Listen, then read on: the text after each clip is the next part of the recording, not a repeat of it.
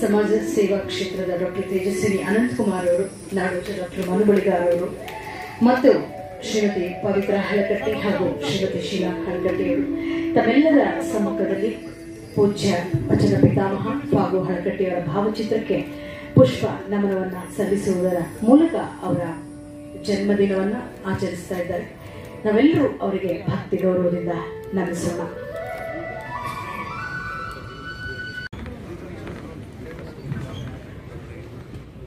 ನಡೆಯ ಅಪರೂಪದ ಸನ್ಯಾಸಿಗಳಿವರು.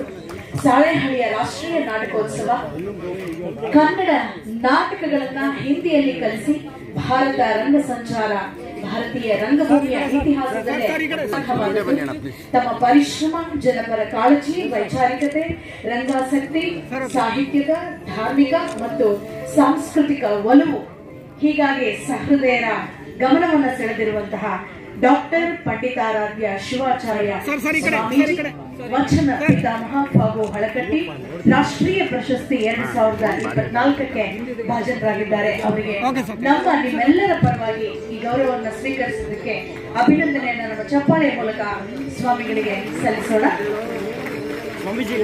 ಸಮಾಜ ಸೇವಾ ಕ್ಷೇತ್ರದಲ್ಲಿ ಡಾಕ್ಟರ್ ತೇಜಸ್ವಿನಿ ಅನಂತಕುಮಾರ್ ಅವರು ಅದಮ್ಯ ಚೇತನದ ಫೌಂಡೇಶನ್ನ ಅಧ್ಯಕ್ಷರು, ವೃತ್ತಿಯಲ್ಲಿ ಸಾಫ್ಟ್ವೇರ್ ಇಂಜಿನಿಯರ್, ಉಪನ್ಯಾಸಕರಾಗಿ ಕೆಲಸ ಮಾಡಿದ್ದಾರೆ.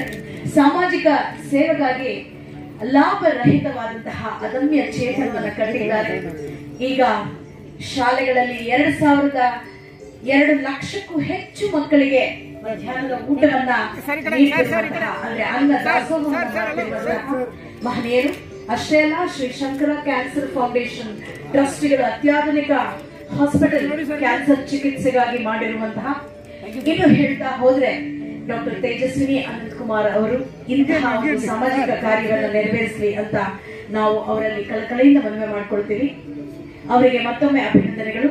ಡಾಕ್ಟರ್ ಪ್ರಭಾಕರ ಕೋರೆ ಸರ್ ಅವರು ಶಿಕ್ಷಣ ಕ್ಷೇತ್ರದಲ್ಲಿ ಅಂತಾರಾಷ್ಟ್ರೀಯ ಮಟ್ಟದಲ್ಲಿ ಶಿಕ್ಷಣ ಸೇವೆಯನ್ನ ಮಾಡ್ತಿರುವಂತಹ, ಸುಮಾರು 300ಕ್ಕಿಂತ ಹೆಚ್ಚಿನ ಶಿಕ್ಷಣ ಸಂಸ್ಥೆಗಳನ್ನ ನಡೆಸುತ್ತಿರುವಂತಹ, ಸಾಮಾಜಿಕ ಮತ್ತು ಶಿಕ್ಷಣ ಕ್ಷೇತ್ರದಲ್ಲಿ ಕೇವಲ ಕರ್ನಾಟಕದ ಹೆಮ್ಮೆ ಅಷ್ಟೇ ಅಲ್ಲ, ಭಾರತದ ಹೆಮ್ಮೆ ಡಾಕ್ಟರ್ ಪ್ರಭಾಕರ್ ಕೋರೆ ಸರ್ ಅವರಿಗೂ ಸಹ ನಿಮ್ಮೆಲ್ಲರ ವಚನ ಪಿತಾಮಹ ಫಾಗು ಹಳಕಟ್ಟಿ ರಾಷ್ಟ್ರೀಯ ಪ್ರಶಸ್ತಿ 2024ಕ್ಕೆ ಭಾಜನರಾಗಿದ್ದಾರೆ.